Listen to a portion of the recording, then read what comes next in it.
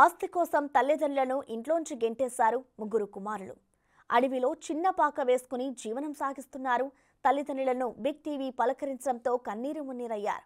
ముగ్గురు కుమారులు ఉన్న అడవి తల్లే ఆధారమైందంటున్నారు మహబూబాబాద్ జిల్లా చిన్నముప్పారం గ్రామానికి చెందిన గుండా వెంకన్న సారమ్మ దంపతులు.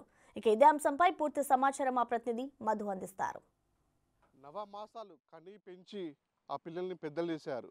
పెద్ద చేయడమే కాకుండా వాళ్ళకి పెళ్ళిళ్ళు చేశారు. పెళ్ళిళ్ళు అయిపోయాక వాళ్ళకి ఉన్న ఆస్తిని కూడా ఆ పిల్లల పేరు మీద కూడా రాయించారు.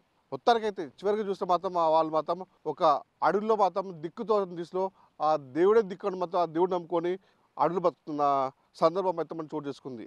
అయితే మనం ప్రస్తుతం వీడియో చూసుకోవచ్చు. మనం చుట్టుపక్కల పొలాలు, చేను, చెలక, నీళ్లు మొత్తం ఈ గుట్టల మధ్య ఈ అడవి ప్రాంతంలో ఉన్నాం. అంటే ఈ అడవి ప్రాంతంలో ఉంటాయి ఏంటంటే మనకు ఆశ్చర్యంగా అనిపిస్తుంది కదా. అదే ఇక్కడ ఉన్న ఒక విషయం దాగి ఉంది. అదే ఈ పెద్ద మనుషులు అంటే సంబంధించిన ముగ్గురు కొడుకులు ఉండి కూడా సంబంధించిన ఆస్తిపాస్తులు మొత్తం వాళ్ళకి రాసి ఇచ్చినా కూడా లాస్ట్కి ఆ తల్లిదండ్రులనే ఇంటి నుంచి గెంటేసిన హృదయ విదారక ఘటన చోటు చేసుకుంది. దిక్కు తోచని స్థితిలో ఉన్నటువంటి ఆ గుట్ట మీద ఉన్నటువంటి ఆ దేవుడే దిక్కు అంటూ మాత్రం ఇక్కడ జీవనం వెల్లడిస్తున్నారు. అంటే కనీసం వీరు కూడా అంటే ఎక్కడి నుంచి ఏ పాము వస్తుందో తేరొస్తూ కుడుతుందో అంటే బిక్కుమంటే క్షణం కూడా సంబంధించినటువంటి ఆ ప్రాణ భయంతో మన బిక్కుమని బతుకుతున్నారు. సో మన విజువల్స్ కూడా చూసుకోవచ్చు. ఆ దంపతులు చూడండి ఏ విధంగా అయితే వాళ్ళకి కనీసం సహాయం చేయండి మహాప్రభువు అంటూ మాత్రం వాళ్ళు దీనంగా పెడుతున్న పరిస్థితి. అంటే వీళ్ళకి మరి ఏమి లేవా, ఆస్తిపాస్తులు లేవా, బంధుత్వాలు లేదా, పిల్లలు లేరా, మనవాళ్ళు లేవరా అంటే సంబంధించిన ఎవరు లేరా అంటే అందరూ ఉన్నా కూడా వీళ్ళు అనాథలుగా మిగిలిపోయి ఇక్కడ ఉన్నటువంటి అంటే అనాథలుగా బతుకుతున్నటువంటి సందర్భం ఉంది. ఒక చిన్న ఇల్లు ఇక్కడ ఉన్నట్టు అడవిలో ఒక చిన్న ఇల్లు వేసుకొని బతుకు జీవడా అంటే బతుకుతున్న సందర్భం ఇక్కడ మన అందరినీ కలిసివేస్తున్న చూడొచ్చు. వీళ్ళు మనం ప్రస్తుతం మనం ఉన్నటువంటి వీళ్ళు ఉన్నటువంటి చిన్న గుడిసె పాక దగ్గర మనం ఉన్నాం. వచ్చేస్తే వీళ్ళు ఎందుకున్నారు మరి ఇక్కడ, వీళ్ళకి వచ్చిన ఆపద ఏంటి, వీళ్ళ పరిస్థితి ఇంత దీనంగా ఎందుకు తయారైంది అని పెద్ద మనిషి అడుగుదాం. మనం మాట్లాడుతుంటేనే పెద్ద ఆయన మాత్రం కన్నీరు పెట్టుకుంటున్నాడు. అసలు ఎందుకు ఏంది అని వాళ్ళు ఎందుకంటే కొంచెం అనాథలు కూడా కొంచెము వేడుకుంటారు. కానీ ముగ్గురు కొడుకులు ఉన్నా కూడా కనీసం వీళ్ళు ఎందుకు చూడట్లేరు అని ఒకసారి ఆ పెద్ద మాటలు అడిగి తెలుసు అని చెప్పండి. ఏం పేరు, ఈ పేరు ఏంటి? నా పేరు గుండా వెంకన్న సార్. గుండా వెంకన్న సన్నాఫ్ సాయిలు. నాకు ముగ్గురు కొడుకులు ఉండి కూడా మమ్మల్ని కష్టపెడతారు. అసలు భూమి ఇచ్చిన మనిషికి 2 ఎకరాల భూమి ఇచ్చిన 2 ఎకరాల భూమి నేను ఉంచుకున్నా. ఆ తర్వాత ఆ భూమిని కూడా వాళ్ళు అదరగొట్టి ఆ భూమిని కూడా పట్ట చేయించుకొని ఎక్కడిదిరా మేమే సంపాదించుకున్నాం అని నన్ను బడిత అందుకొని మీది కురుకొత్తాన్రు. మోటార్ అడిగినందుకు మోటార్ తీసుకుపోయినరు. కొత్త మోటార్ మననే కొనుక్కొచ్చిన సంవత్సరం కింద. మోటార్ కొనబోయినందుకు కొడుక దండం పెడతారా మాయా అని అంటే నన్ను చెంప మీదకి వెళ్ళి కొట్టిండు సార్. కొట్టి అది నీకెక్కడిదిరా మోటరు, నువ్వు తెచ్చినావురా, నువ్వు ఏడ తెచ్చినవురా అని నన్ను బడిత అందుకొని మా ఇద్దరి మీదకి వచ్చిండు సార్. వచ్చి మా మీదకి సనుగోయ ఉడిపిక్కొని వచ్చిండు. ఇక్కడనే ఈ గుడిసెకాలనే కొడుక మోటర్ ఇరా మాయ కానీ మోటర్ ఇరా, మీది ఏమొద్దురా, నేనేం తినను అని నేను అన్నా. ఇప్పుడు నీకు ఎంతమంది కొడుకులు ఉన్నారు? వాళ్ళకి పెళ్ళిళ్ళు ఇష్టం, వాళ్ళు ఎందుకు ఆ ముగ్గురు కొడుకులకు పెళ్ళిళ్ళు చేసిన. పెద్ద కొడుకు పేరు యాకాంబరం. పెద్ద కొడుకు పేరు యాకాంబరం, నడిపి ఆయన పేరు వెంకటేశు, ఆ చిన్న ఆయన పేరు సతీషు. తర్వాత ఆ యాకాంబరం భార్య పేరు సునీత. పెళ్ళిళ్ళు చేసిన వాళ్ళకు కూడా పిల్లలు అయ్యారు. ఆ వెంకటేష్ కూడా పెళ్లి చేసినాం. ఆయనకు కూడా 2 కొడుకులు, వాళ్ళకు కూడా ఇచ్చిన. మొత్తం 9 ఎకరాలు. 9 ఎకరాలల్లో మనిషికి 2 ఎకరాలు ఇచ్చిన. 2 ఎకరాలు నేను ఉంచుకున్నా సార్. ఉంచుకున్నాక ఆ 2 ఎకరాలు కూడా నీకెందుకు రాని నన్ను భయపట్టించి తెల్లందాకా పోయి దొంగతనంగా పోయి పట్టా చేయించుకున్నారు. ఆ పట్టాను నాకు ఉండని రా, నేను వెనుక ముందో చేయించుకుంటా అంటే నీకెందుకు, నువ్వు చేయించలేవు అని నన్ను అదరగొట్టి దొంగతనంగా పోయి చేయించుకున్నారు సార్.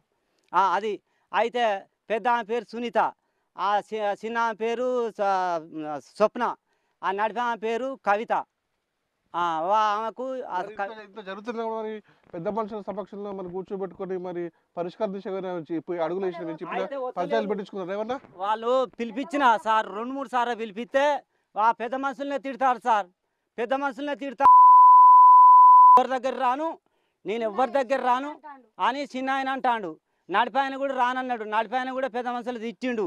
వాళ్ళతోటి కూడా అనిపిస్తా నేను ఇప్పుడు అనిపి అన్న అగో అట్లా తిడతాను సార్ వాళ్ళను కూడా. 2 సంవత్సరాల నుంచి మరి నువ్వు ఈ గుడిసెలాగా అంటే కొంత పురుగు పూసి ఉంటుంది ఇక్కడ బాధతో భయంతో బిక్కు బిక్కుని బతుకుతున్నా. మరి నీకు ఇక్కడ ఏ ఆధారం లేదు. మరి ఎట్లా మరి పోలీస్ స్టేషన్ కేసు ఇట్లా నమోదు చేసిన ఏమన్నా? ఆడికి కూడా పోయినాం, కేసు పెట్టినాక కూడా ఆ సార్లు కూడా పైసలని నిన్న మొన్న కేసు పెట్టినా కానీ ఇంతలకే వస్తాను అను అని ఇగో ఈమెను బెదిరించిండు. బెదిరిస్తే సార్ దండం పెడతా సార్ అదే అని కాదు. అయితే మా పరిస్థితికి ఇట్లా మా కొడుకులు కొడతాండ్రు, మమ్మల్ని గిట్ట గెదుతాండ్రు. అయితే సారు గిట్లా మోటార్ తీసుకుపోయిండు, మోటార్ ఇస్తలేడు. మా భూమి కూడా వద్దంట అంటే కౌలు కూడా ఇవ్వలేదు, కౌలు పైసలు కూడా ఇవ్వలేదు. మేము ఏం తిని బతకాలి సారు. అయితే మా చిన్న కొడుకు అదర కొడతాడు, పెద్ద నడుపు కొడుకు కూడా అదర కొడతాడు. అసలే బడతలు అందుకొని వస్తారు మా మీద సారు. మీరు కాస్త పిలిపిరి దండం పెడతా సార్ అంటే నువ్వు 4-5 రోజులకు రాపో, నువ్వు 5-6 రోజులకు రాపో, నీ కొడుకు కాదు వాడు అని అట్లా అన్నారు సార్. అట్లే అన్నారు సార్. రాసిచ్చి పిల్లలు అన్నారు, పిల్లలు రేకులు ఇస్తానన్నాడు, ఇయ్యలే. పిల్లలు ఇస్తలేడు, రేకులు ఇస్తలేడు. వానలు ఇక్కడనే ఉన్నాం. మాయ రేకులు మాయ చిమిడి పిల్లలు కొనుక్కున్నా, ఇల్లు కట్టుకుంటాను 2 టక్కులు ఇన్ని గుర్తుకాని తెచ్చుకున్నా. ఇప్పుడు మరి నీకు 3 కొడుకులు ఉన్నారు కదా, కొడుకులు మరి పెంచిళ్ళు పెద్ద చేసిళ్ళు, వాళ్ళకి పెళ్లి చేసి చదివించిళ్ళు, వాడికి ఆస్తి పాస్తులు మొత్తం పంచిచ్చారు కదా. మళ్ళీ మీ పరిస్థితి ఈ విధంగా ఉంది. మరి ఎందుకు అట్లా చిన్నవానికి ఆయనే ఉన్నది. చిన్న ఆయన కాడ ఇల్లు జాగ ఉంది, పిల్లలు ఉన్నాయి, రేకులు ఉన్నాయి. ఆయన ఇత్తలేడు అన్ని. నీకు ఆగు, ఆయన కాడ మా పిల్లలు మా రేకులు ఉన్నాయి, మా జాగ ఆన్నే ఉన్నది. వీళ్ళిద్దరు అంటారు కదా నీకు అన్న బిడ్డ ఆయనకు అక్క బిడ్డ, మేము వాళ్ళతో జగడం పెట్టుకోము, వాళ్ళు మంచోళ్ళు కాదు, నువ్వు అడుక్కో వాళ్ళను అన్ని. వాళ్ళ నా ఇంటికి ఎందుకు వస్తాను అని వీళ్ళు అంటారు. నువ్వు ఈయన చిన్న ఆయన అంటాడుగా వాళ్ళకే పెడతాను, నా ఇంటికే రావద్దు, నీకు జాగే లేదు అని ఆయన వెళ్ళగొడతాడు చిన్న ఆయన. విన్నారు కదా. అంటే ఉన్న ఊళ్ళో కూడా ఉన్నటువంటి కిరాయికుందా ఉన్నా కూడా ఊళ్ళో గ్రామస్తులు కూడా వీళ్ళకి కిరాయికి ఏమో మీ కొడుకులున్నారు కదా, మీ కొడుకులే మీకు చాలన్నప్పుడు మీరు మేమెందుకు కిరాయి ఇచ్చుకోవాలని చెప్పేసి కూడా అంటే అనడం తర్వాత ఏ దిక్కు తోచిన పరిస్థితుల్లో కూడా వాళ్ళకున్న ఈ వ్యవసాయ భూమిలో ఈ చేనులకి రప్పలకి రాళ్ళ రప్పలకి ఆ దేవుడి దిక్కడు మాత్రం ఇక్కడికి వచ్చి ఈ అడవిలో మొత్తం బిక్కి మంది బతున్నారు. అసలు మనం విజువల్స్లో కూడా చూసుకోవచ్చు. చిన్న పాక వేసుకొని కూడా ఇంట్లో 4 గిన్నెలతోనే ఒక బియ్యంతో పాటు చిన్న చిన్న గిన్నెలు కూడా పెట్టుకొని వాళ్ళు ఇలా కాలమేలు తీస్తున్నారు. అంటే ఎప్పుడు ఏ మూల నుంచి కూడా ఇటు ఏ పాము వస్తుందో తెలియదు, ఏదో జంతువులు అడుగు జంతువులు వస్తుందో తెలియదు, ఏం వస్తుందో తెలియని పరిస్థితుల్లో మాత్రం ఇప్పుడు బిక్కి మన బతుకున్న పరిస్థితి అయితే ఉంది. ఎందుకు మరి ఇంత వస్తుందని కూడా కనీసం అంటే కొడుకులు అంటే కడి పెంచి పెద్ద చేసిన కొడుకులు కూడా ఆస్తిపాస్తులు మొత్తం రాసుకొని కూడా కనీసం ఇంతవరకు వాళ్ళని పట్టించుకొని పాపను పోలని చెప్పేసి పోలీస్ స్టేషన్ పోయినా కూడా ఉన్నటువంటి అక్కడ పోలీసులు కూడా వీళ్ళనే కనీసము వీళ్ళ మీదనే కొంచెం బెదిరింపులో పాల్పడుతున్నారు చెప్తే మాకు కనీసం న్యాయం చేయాలని చెప్పిన పరిస్థితి ఉంది.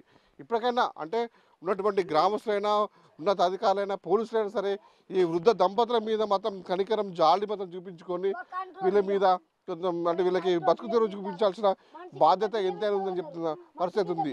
ఇది ఇక్కడ పరిస్థితి. వీళ్ళ వినోద్తో మధు, బిగ్ టీవీ, నెల్లికూరు మండలం చిన్నపల్లి గ్రామం నుంచి.